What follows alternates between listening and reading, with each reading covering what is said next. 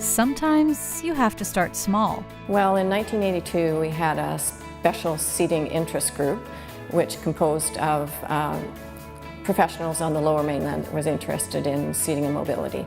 And we really wanted to know more about this subject, so the idea was hatched that we should have a seating symposium and bring people more knowledgeable than ourselves.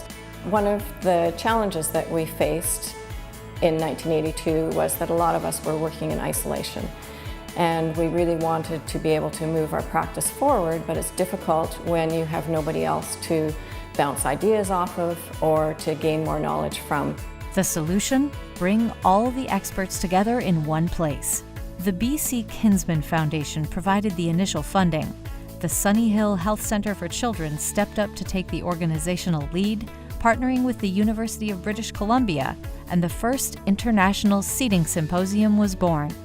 98 participants and 11 rehab equipment dealers attended the first symposium with a focus on seating the disabled. They say that from small beginnings come great things, and this is definitely true for the Seating Symposium. During our second Seating Symposium, we were approached by a group from the University of Tennessee in Memphis.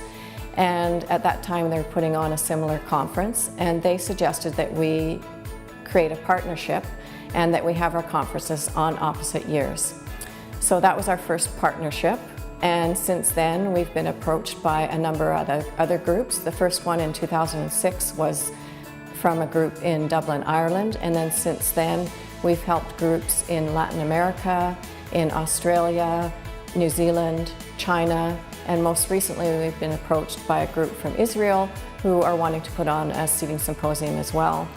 The 34th Annual Symposium, which was held in Vancouver this past March, attracted 1,100 participants from 26 countries.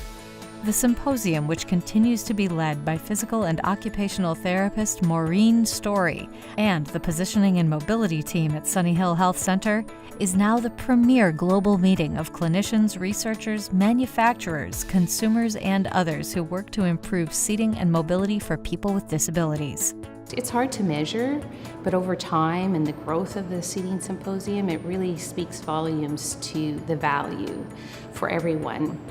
Providers, users, designers.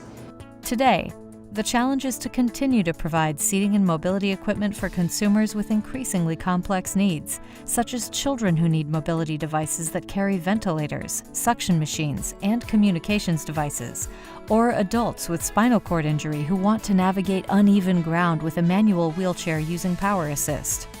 We wouldn't have progressed our practice as far as we have if we hadn't started the Seating Symposium. It really has provided a great forum to bring researchers, clinicians, manufacturers, and consumers all together.